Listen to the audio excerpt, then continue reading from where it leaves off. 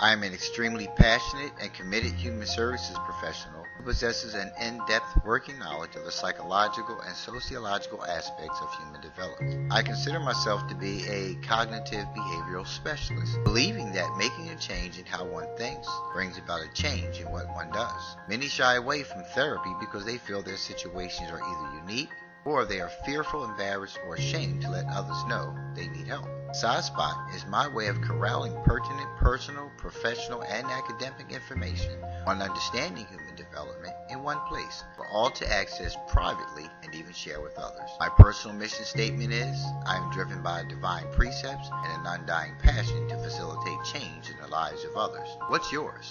Let SciSpot guide you through your healing and provide you with many other ways of becoming better today than you were yesterday. Come on in and join me.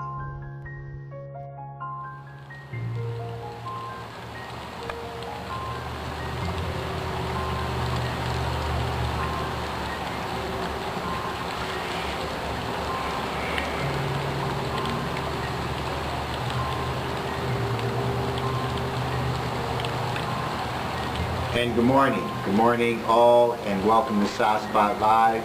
I'm your host, as always, Sabir Arlene, and it's a beautiful day in the neighborhood. Another day above ground, another day, another opportunity to help someone other than myself, first and foremost. So during the show today, on Saturday, because I have to travel tomorrow morning up to another part of Florida for job-related matters, and I decided I didn't want to cancel the show, right? Because I believe that you have to be consistent. And what happens is you begin to lose people when you cancel shows and or your shows are late. You lose people because the idea is to develop a relationship with you.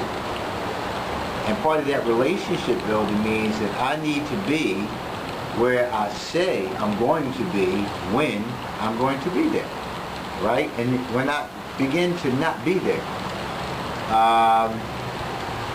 you begin to kind of waver back and forth as to whether you want to be a part of this or not. And that's with any relationship. Just think about it for a minute, right?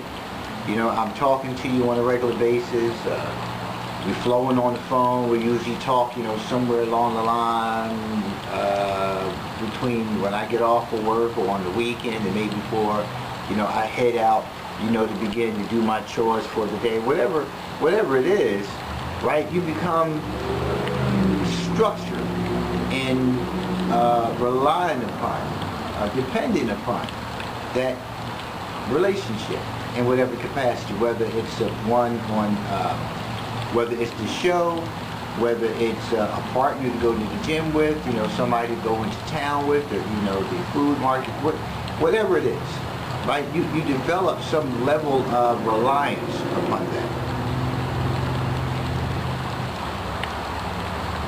And when you get all geared up and ready to go, and that person calls you and says, hey, I can't go today because I have other things to do. Well, we've been doing this now for like 8, 9, 10 weeks, and in some cases months. And now you begin to change up. Say, okay, well, what's happening here? Well, it's no longer interesting to you, or it's something about me. What is it? Because we used to get together all the time. So that's a mouthful. But we have to begin to look at life with a mouthful, right? Oftentimes what we do is we make things so short and insignificant, right? Because that's how we see it, but our partner doesn't see it that way. They don't see it that way. They become reliant upon that. They become dependent upon that relationship, and now you've changed it, right? So you have to be consistent in things. So when we were talking about effective communication, last week we were going over the list on the 10 Commandments of Effective Communication, right? That's on Inc.com, and that's INC.com. And it's an article that was written by Justin Bariso. He's the founder of Insight, whatever Insight is. I mean, the name speaks for itself, and probably some kind of insight into learning some things such as this.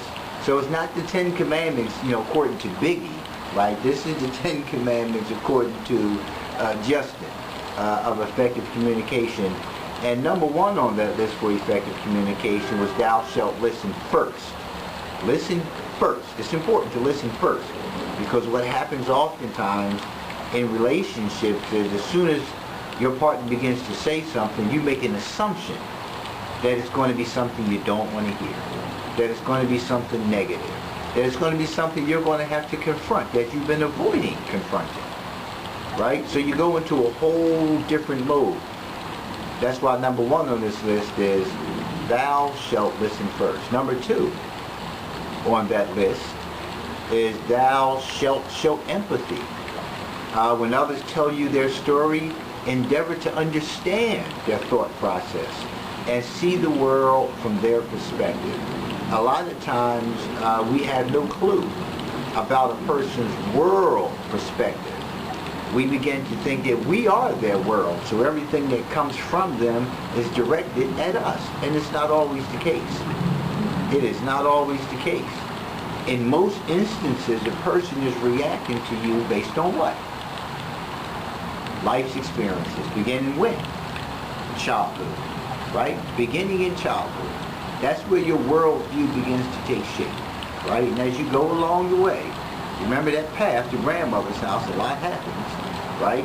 You start experiencing more and more things, and you start developing a lens, right? And everything that comes into your path is seen through that lens. So a lot of times we automatically take it personally. We think it's about us, and it's not always about us. That's why I said that we have to look at the why, and then the what. Because you keep asking that question, well, why do you do this? Why do you say that? Well, why that? And then once you get through all the whys, now let's look at the what.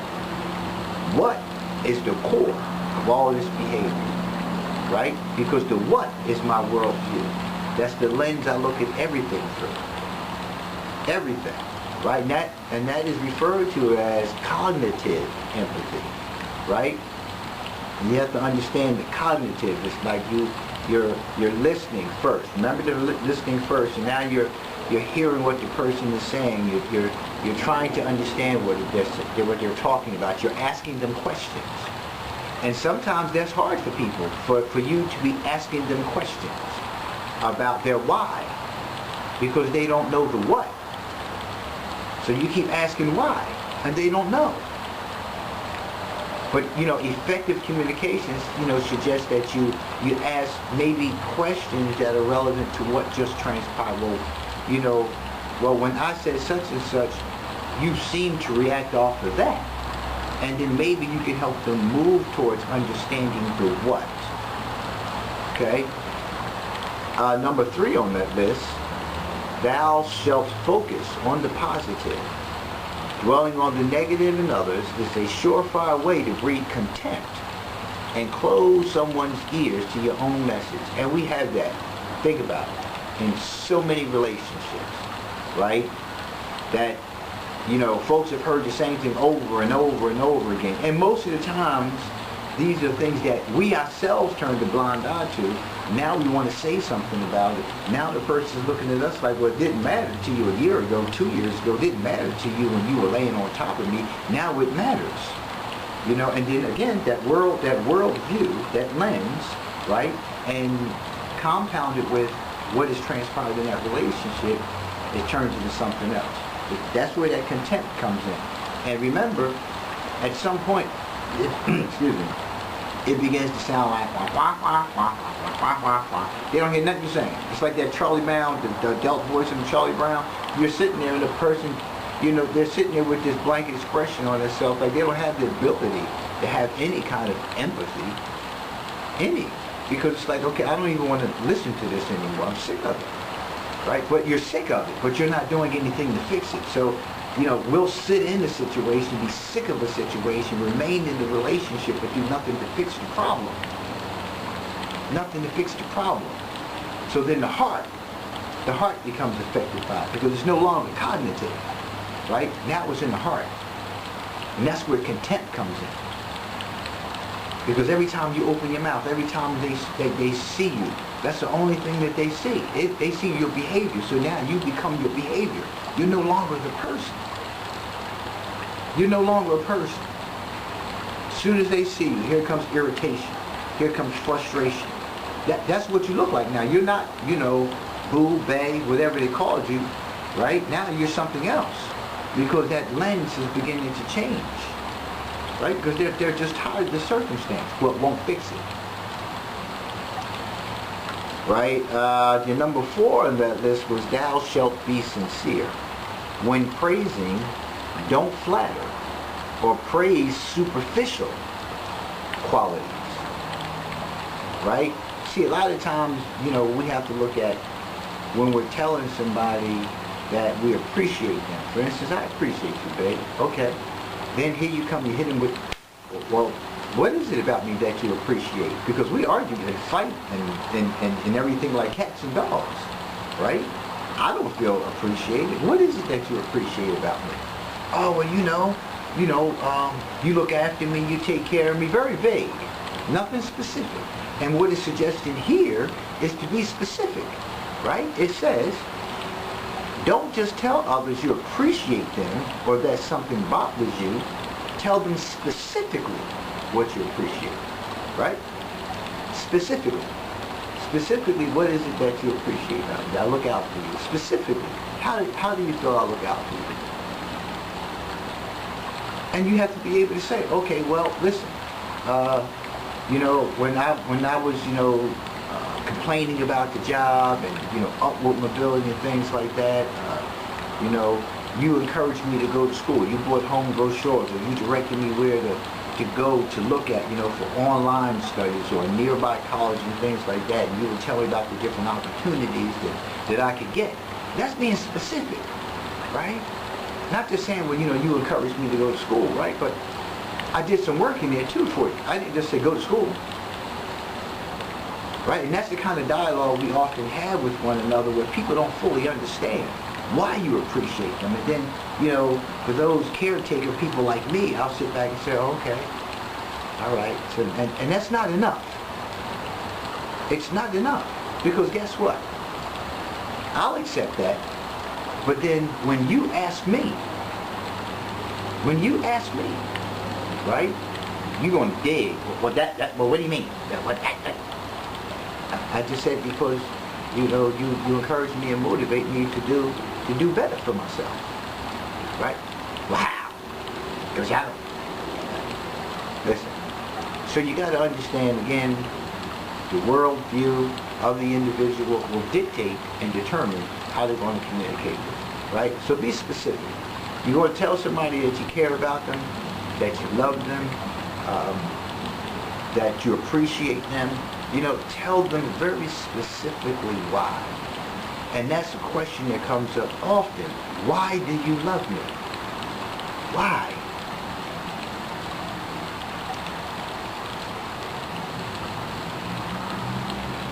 And a lot of times you'll find that what you tell a person that you love about them, they don't even see as being who they are.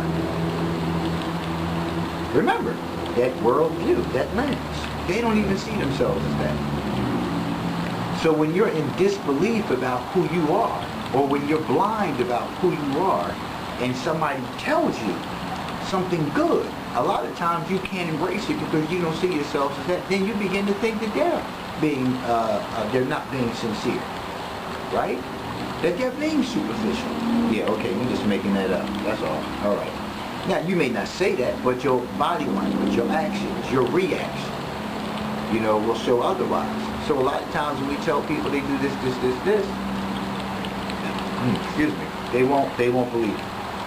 The other side to it is when you tell them that, it still turns into a conflict because then it becomes a matter of, okay, well, if you feel that way if I do all of these things for you? Why do we go through what we're going through?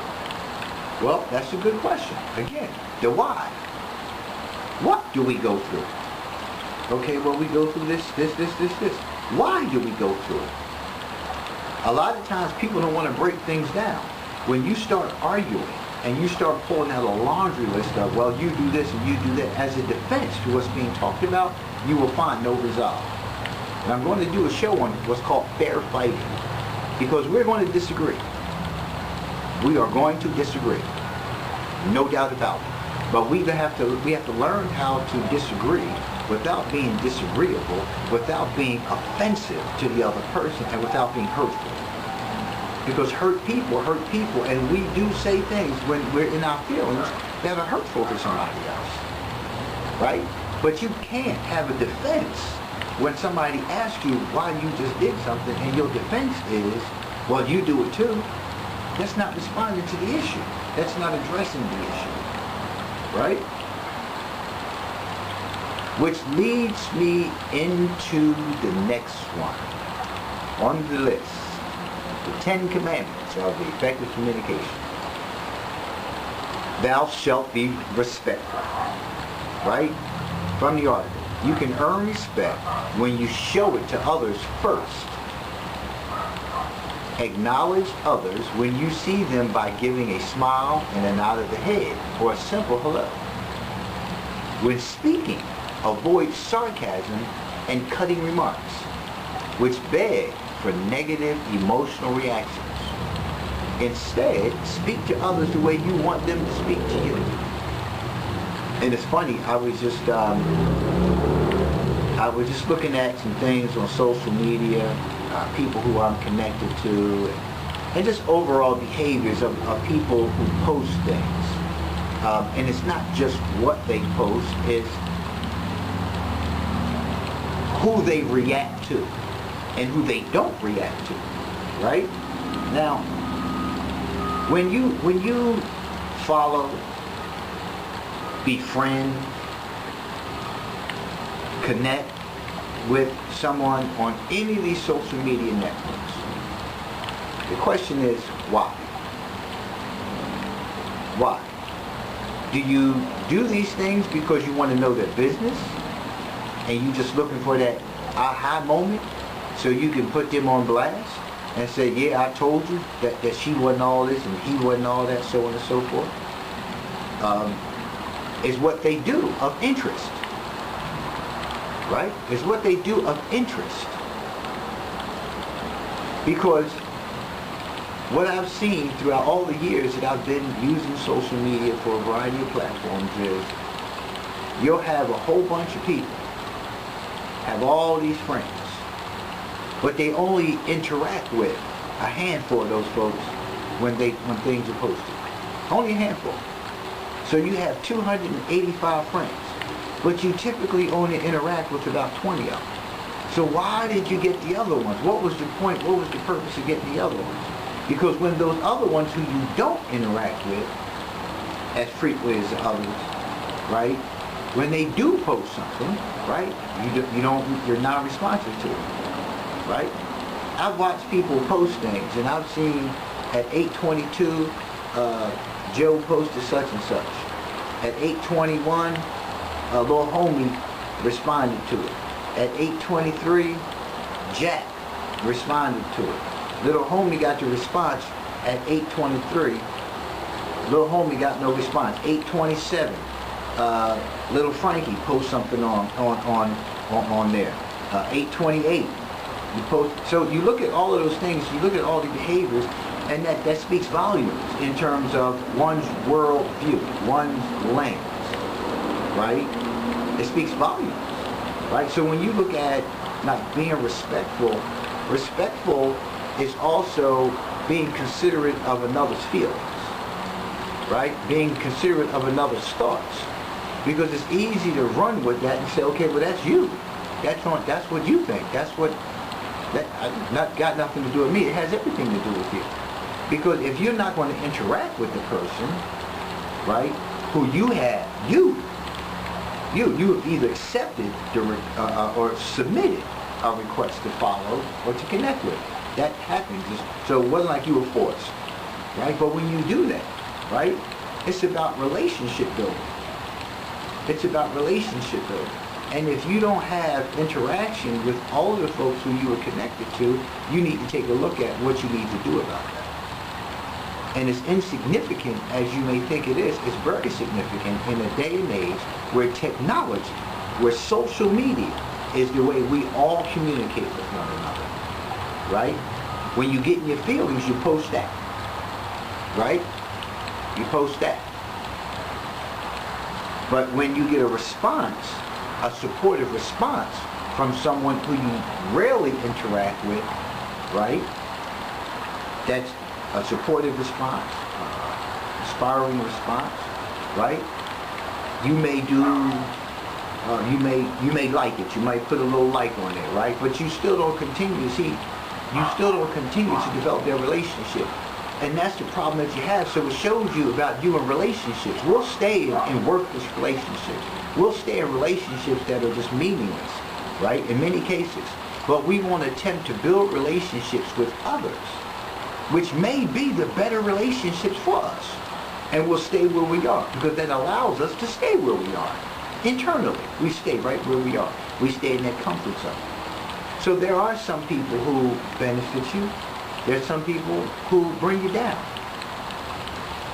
But most importantly, take a look at your list and who you're connected to and why. Because when you talk about being respectful, you know, that goes a long way. So I says, be respectful first. You talk to people the way you want to be talked to. You interact with people the way you want to be interacted with, you know, too. You have to look at all those things. Because, you know, I'm the kind of person, right, I watch everybody. But I'm never disrespectful to anybody. Never. As much as your behavior might be a complete turnoff to me, I'm never just going to be disrespectful. Right? Never. But when you come at me in one of those moments, I, like anybody else, am capable. But in most cases, I'm going to take a diplomatic approach to the situation. Right? I'm a jokester. Right? Dry humor, right? But I'm not going to be just disrespectful to you, right? And I've had to supervise staff for most of the years of my career, right? I'll be very direct, because it talks about being direct. Don't beat around the bush. Be direct, but you don't have to be disrespectful to be direct about something, okay? So when it talks about here, acknowledge others when you see them, by giving them a smile, a nod of the head. You know, and I say this all the time, especially with us as men, especially black men, right? Black males, right? Like you sitting in the car at the stoplight, right? You see a brother right there, you look over that way, and then you rather just turn your head from him and say, yo, what's up, right? How about it, right? Like giving each other compliments, things of that nature. He's like, I give brothers compliments on their gear, you know what I'm saying, on the hair, if they got a nice cut. Yo, what's up? Where you go get that cut from? Because I like that. I need to go get mine cut like this. Right? But I'm always in relationship building mode, holding the door for somebody, right? Regardless of who they are, regardless of the color of their skin, regardless of their religious preference, regardless of anything like that. See, that's, if you don't conduct yourself like that, you're going to always get caught with that hot mic, right? And I talked about that last week. This is live. These shows are live, right? It's always a hot mic in front of me, and I live life like it's a hot mic. Right? Therefore, it's not going to be an aha moment. What I say is what I live by. What I say is what I represent. What you see is what you get. Right? It's a matter of always, you know, acknowledging people. When speaking, avoid sarcasm and cutting remarks. Right? I just look at people sometimes and say, okay, so what was the point? Because I'm big on that. I'm real big on that in relationships. How you talk to me. Right? Because if I don't talk to you that way, why are you talking to me in that way? And what makes you think it's okay? Anytime somebody talks to you in a capacity, right, that you do not feel you need to be talked to, you need to check them on that. Right from the door. Oh, excuse me. Have I addressed you in that manner?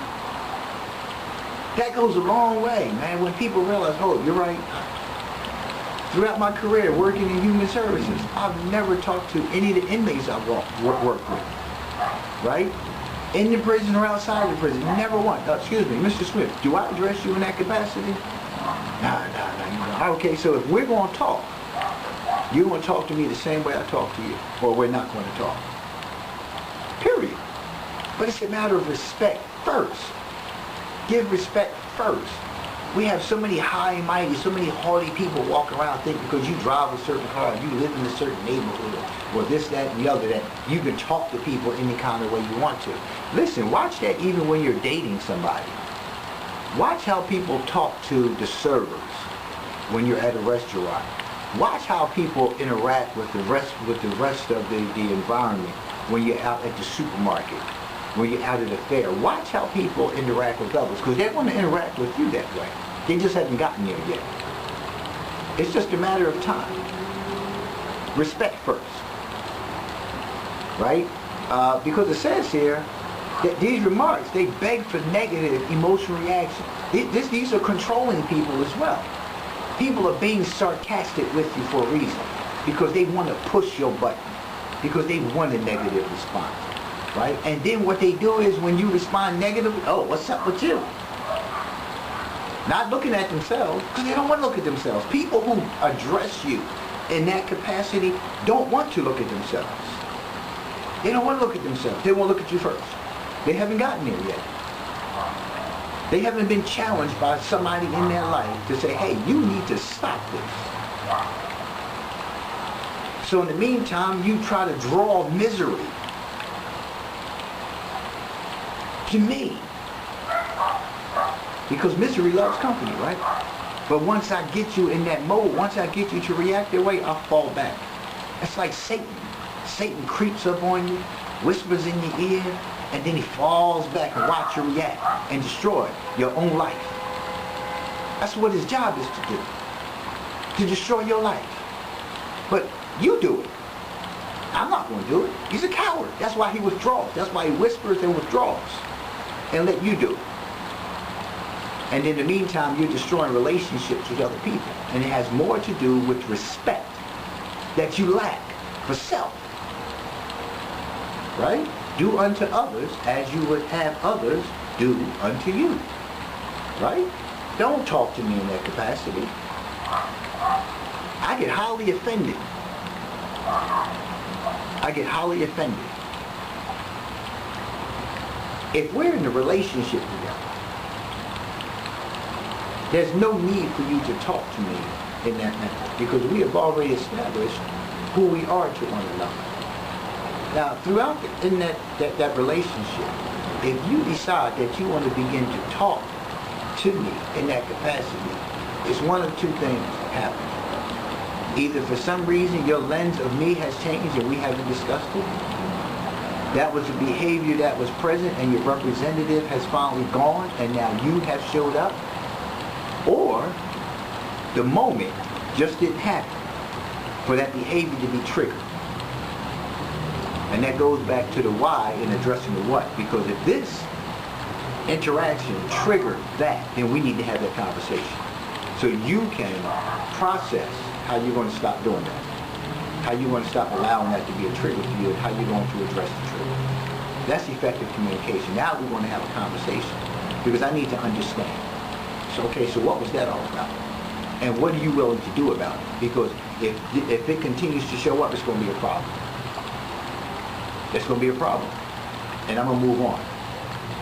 Because it's not going to improve. If the person is not ready to address that, if the person doesn't have enough respect for you and that relationship to address it, you need to move on. It's not going to get any better. And remember, I talked about that in another show. Right? It's not going to get any better. It's a toxic relationship that's brewing, and you need to go. Okay, so we are, is that 4, 5, number 6. I'm Roman numeral challenged. So we're at number 6. Thou shalt pause. Back to the article. The pause is as simple as taking a moment to stop and think before you speak. Especially if you're in a highly emotional state. It may sound simple, but while easy in theory, it's highly difficult to practice consistently. But if you learn from mistakes and continue to improve, the pause will help you avoid embarrassment, prevent regrets, and save countless relationships. And I was just talking about that. Now, hurt people. Like, we use this in treatment. It's called the stop technique, right? For anger management, right? When you feel it, stop. As soon as you feel it, stop. Stop. Don't say anything. Just stop. If you need to walk away, walk away. If you need to hang up, tell the person, listen, I'm going to go. I'm going to go. This is not going to go anywhere right now. And they're not listening. And that's where listening first is real important. Because if I say to you, listen, I'm going to go, if this is not, and you keep on doing this, listen, I need to make a choice. I need to hang up. I need to walk away. I need to do something. Because I'm held accountable for me and my actions. Right? Right? So I need to stop. Just stop. And that's the pause. Right? Because when you are in your feelings about something, when this is a highly emotional situation especially, it's flowing, it's popping, right? Every one of those negative emotions popping out. The cousins are bad behavior, all popping out. The nephews are bad behavior, right? The aunts and uncles are bad behavior. All those family members, that bad behavior, they're all coming out now. They start flowing from it. And before you know it, you just said something that you're going to regret. We've all done it. I've been in my emotions about things and have said things that I regret. Right? I've said things that I know are damaging to a relationship. We've all done it. That's why we have to learn these skills. That's why we have to get some more tools in our toolbox of skills that help us to not destroy our lives and those around us. But oftentimes we continue to live by a world view, right? And a world view, right, that we have developed over the years, which may not have a clear lens. You know, some people wear shades. When you ever go to the gym and people are in the gym with sunglasses on? Or every time you see somebody, wherever they are, whether it's daylight or night, they always have sunglasses on? Well, that's what a world view is like the sun. Right? No matter where they go, they're so busy hiding from themselves. They're so busy hiding from the world. They think they're invisible. No, really, I'm serious, because this is a self-esteem thing too, right? They believe they're invisible. Therefore, they're very defensive in a lot of situations. They're very guarded in a lot of situations, right? But they're explosive too. They're explosive, right? So you have to come to understand, like, let me stop, let me hold up for a minute. Let me not say anything, because, you know, we can be explosive. And I say we, all of us, every last one of us is capable. Depending on where your conditioning is as a person, right? And if you've acquired some skills. It's not like watching Taken and he's telling a guy on the phone, you know, over the years I've developed a set of skills. I will find you and I will kill you. It's not, you know, but it's a matter of, listen, over the years, we should become wiser. We should be learning from our mistakes, and this is what he's talking about here. We should be learning about our mistakes, right? If you're not learning from your mistakes, if you're just doing the same thing over and over again, you're not learning from your mistakes. You're still in blame mode. You're still in unacceptance mode, right? You're still in denial mode. You're still in resistance mode, right? You're still there because you just don't want to accept. You know, could it be? Could it be? Right? And, you know, that's important to understand. So, pause. Let's hold up. We can't do this right now. Because what I'm feeling in my gut, it's not good. And I feel uncomfortable, and it's drawing out of me a side of me that, I don't want to bring forth. We all have that side. But it also sometimes is not just a side of aggression. Sometimes it's the side of that emotional upheaval that you have managed to keep down for so long, and it'll bring it up because I just can't understand why, you're addressing me in that capacity. I can't understand why this is happening right now. I can't understand why you just said that or did that. And it's hurtful because we love each other. So why is this happening? So instead of adding to it, right? Because maybe you never asked why it's happening. Maybe you were never told why it's happening. Maybe something is unresolved lingering within that person that they never said nothing about. And that's why we say it. So when you just pause, step off, stop, whatever it is before saying something, right?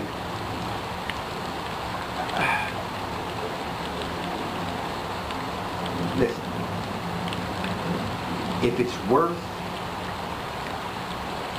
being involved in this relationship, do it. What is it going to cost you? What is it going to cost you? What is it going to cost you if you stop and you walk away?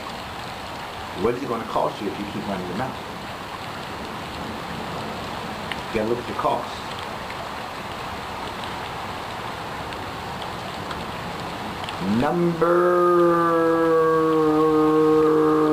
What is it? 7, 4, 5. You have to forgive me. Okay, yeah, so this is 4, 5, 6, 7, 8. Thou shalt be transparent. Back to the article. There's nothing worse than the feeling that someone is keeping a secret from you. Transparency doesn't mean sharing everything about yourself to everyone all of the time. But it does mean saying what you mean, meaning what you say, and sticking to your values and principles above all else. Above all else. Right? Listen, I'll say exactly what I mean.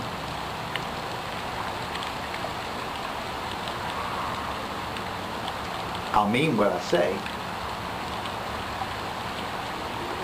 But I tend to deviate from that because I don't want to hurt you, or because I don't want you to leave me, or because I don't want you to not love me, or I want you to accept me.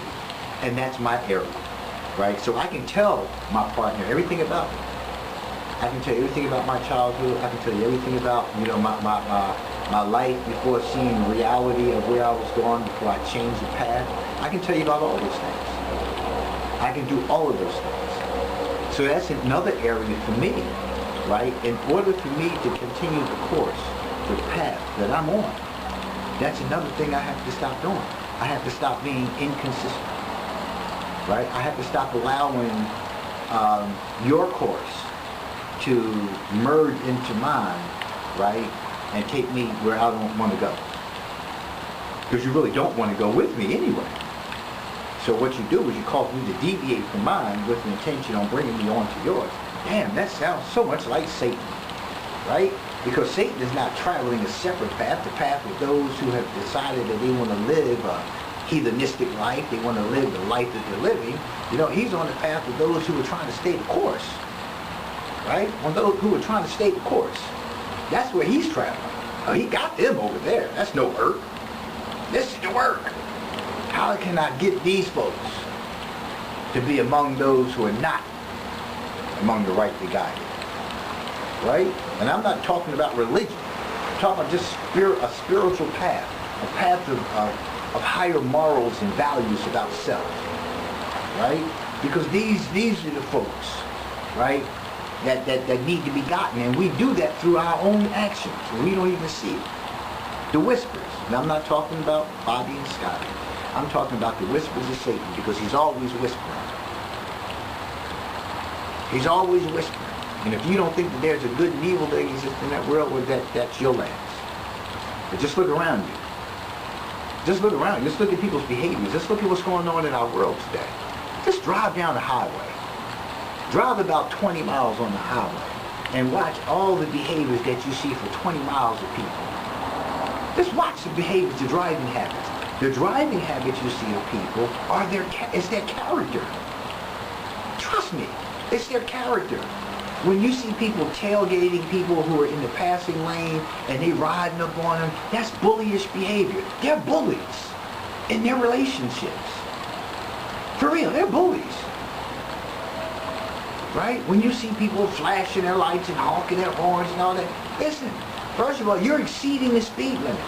The speed limit is 70 miles an hour, whether it's a passing lane or not. It doesn't give you the right to drive 85 miles an hour, 80 miles an hour, and push up on somebody else to scare people to death. That's bullyish behavior. When you watch somebody who's driving alongside you at the same speed limit and you want to turn into the lane, but they speed up when they see you put your signal on. You look at that behavior. You can learn so much about a person by just watching their driving habits. You can learn so much about somebody by just sitting down dining with them.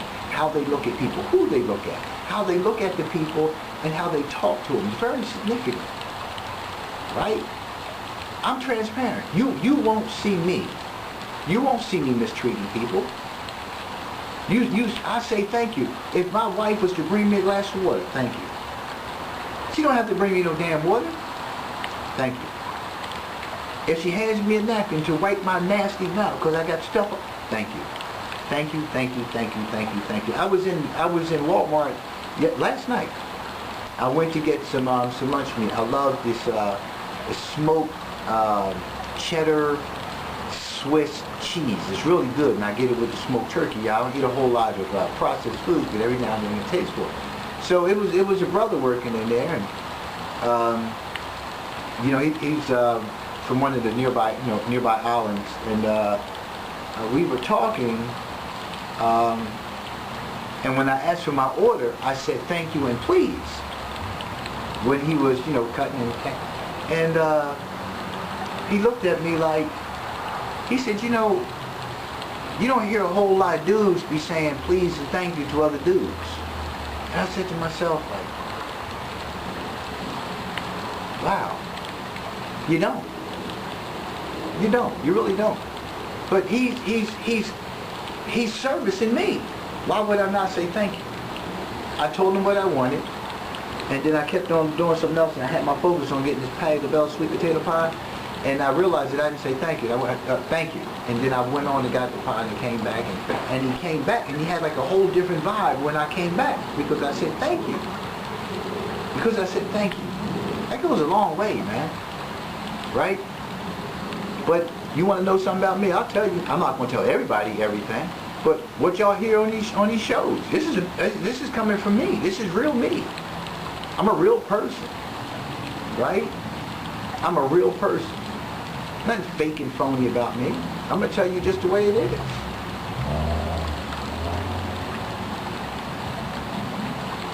Number 9 on that list. And we're going down the list of 10 commandments of effective communication, and again, not to be confused with Biggie's 10 commandments. Number 9, thou shalt know when to yield. This is a big one, so let me take a sip here, because I'm going to need some juices up in there to get this one.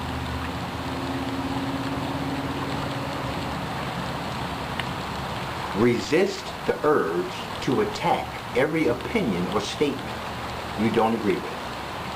Remember that people are emotionally attached to their beliefs.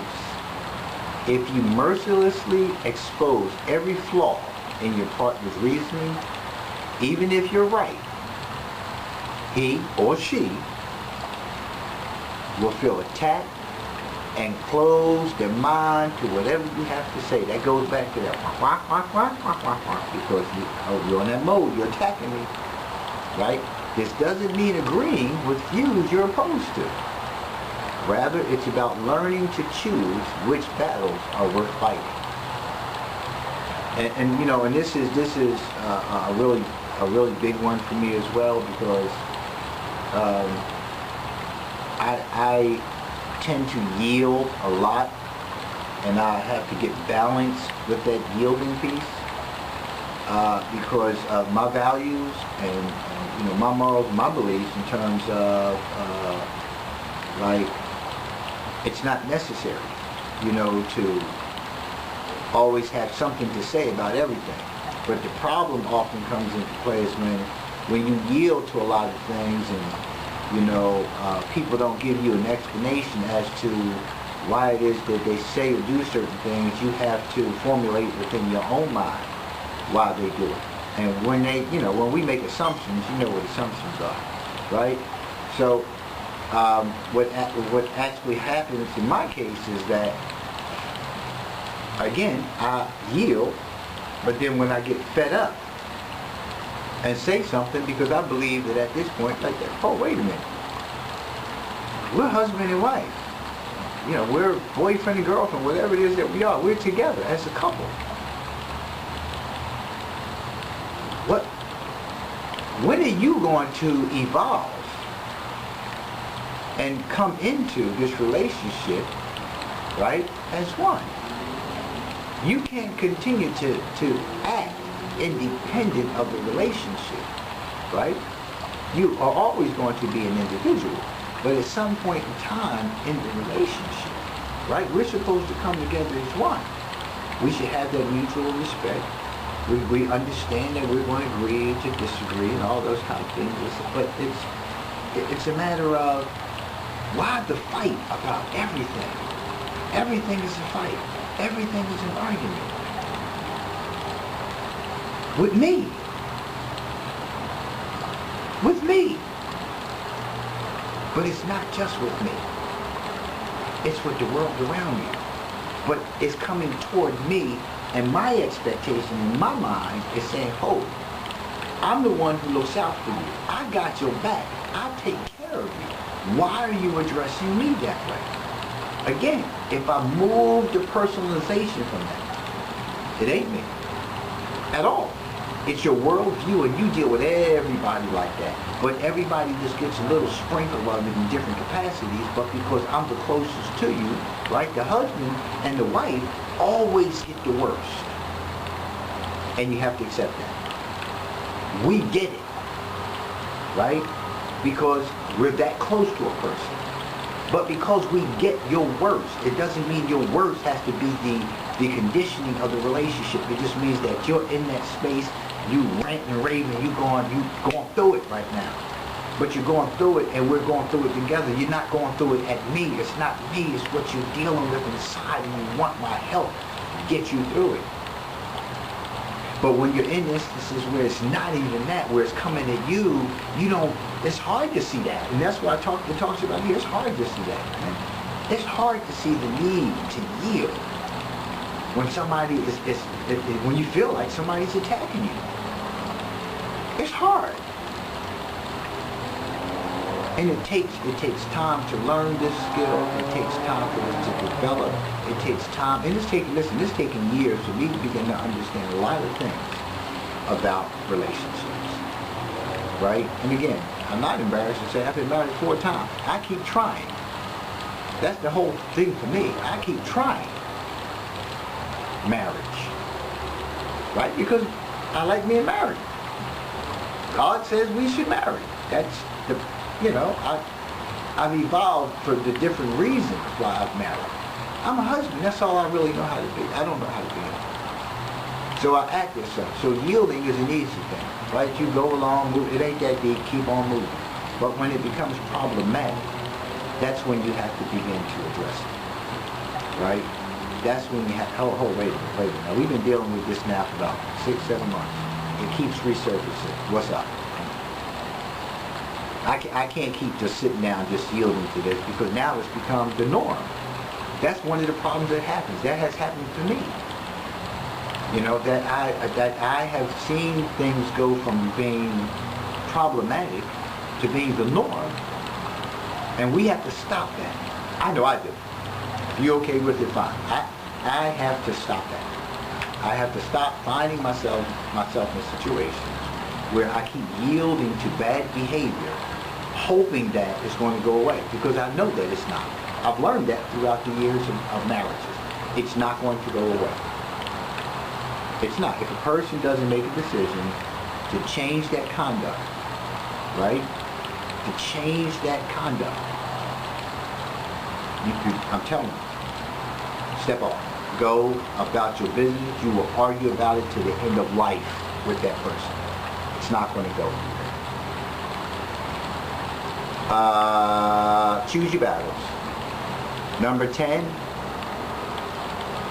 on that list, the 10 commandments of effective communication. Thou shalt be consistent. To be effective, communication must continue to flow. Must continue to flow. Make time for your partners by communicating in various forms, such as in person, telephone, written messages, electronic or traditional. Everyone's busy, so make sure you schedule time to simply talk and catch up with others. The more important the relationship, the more often you should be having those one-on-one conversations. And that goes back to the whole social media piece I was talking about, right? That's how we interact with one another. You know, everybody who I've either accepted or I've asked to connect with, I've connected for a reason, right? Again, I have an interest in what it is that you do, right? We may have had the same pathways in terms of human services and community involvement. So I like to stay connected to see how it is that you're doing, see what your endeavors are, your accomplishments are, recognize those things. You know, I go on LinkedIn, right? I'm on LinkedIn every day. And every day I go on there. People are celebrating anniversaries and things like that. I go down the entire list. If it's 30 people, I will go down that entire list. And even if I just say congrats and I don't personalize it to them, I still say congrats. That's important. I had a brother back in 2000, when I first gave my first symposium in Philly, at the church rectory. Brother came by and he bought a couple of trays because I had this fundraiser. He bought a couple of trays. He bought like 3 trays. He brought some people with him, and he came in just to get the trays, just to support. And about a month or so prior to that, he had invited me to an event of his in Philly. And something happened. I think I was doing something else the same day, but it wasn't an all-day event, whatever it is I was supposed to be doing. But he said, but this is how we do this, man. He said, we just stop by. He said, even if you just stop by and just sign in, I know you were there. You know what? He only had to tell me once. That didn't just apply to him. That applied to anybody's event I went to. You don't always have to stay the whole event. Just show up. Hey, what's going on, brothers? I want to let you know I'm stopping by. I support you. Keep it moving. Keep it moving. But my mindset was, if I can't devote the time to being there, right, to staying for the event, then that's not enough. But that's what I told myself. He said, nah. He said, just stop by. You know, just let me know you were there. Hey, because that goes a long way. And I'm saying the same thing with social media, right? You got all these friends. Cut all the people off if they ain't your friends, if you're not interacting with them, or if you have no interest in them, right? This is not about, well, I think I posted something the other day too, about, it was just yesterday, about once we get out of, move out of the condition of sensationalism and consumerism, we can go back to where we were originally in terms of a path, right, of economic and financial freedom, right? See, now we want to be connected with, you know, so and so, you know, and want people to know that I took a picture with so and so and all this other stuff like that. You know, we got to have the big story, right? We got to have the best cars, the finest this, the finest that, and we got to show that we live in large and all that. That's that sensationalism. You got to move away from that, man. Sensationalism ain't gonna pay your bills. Sensationalism ain't gonna make you better than nobody else. That's what you tell yourself, right? right? You go out spending all this money. That's consumerism. You go out spend all this money. You walk around with $1,100 worth of gear on your back, and you don't even have $1,100 in your bank account. There's something wrong with that picture, right? So it's a matter of, you start looking at, stop trying to be better than. Stop trying to be better than, right? Stop trying to have one up. Right? That's not even important, man. I had a brother say to me when I traded my Charger in, he was like, "You stepped down from a Charger to a Fusion?" I was like, "Step down? Dude, it's a car. It gets me back and forth. I love my Fusion. I love my Charger too. I love my Fusion. What is the step down? I'm not on the corner waiting for no bus. I get back and forth the way I want to. The bank gave me credit, gave me a great interest rate to get it. I worked for it. I should have went on and got like a C-Class Mercedes. That's the thinking that so many of us have, man. I'm grateful for the fact that I have a car. I'm grateful for the fact that I have a newer car. I'm grateful for the fact that the car that I got me from Philly down to Florida.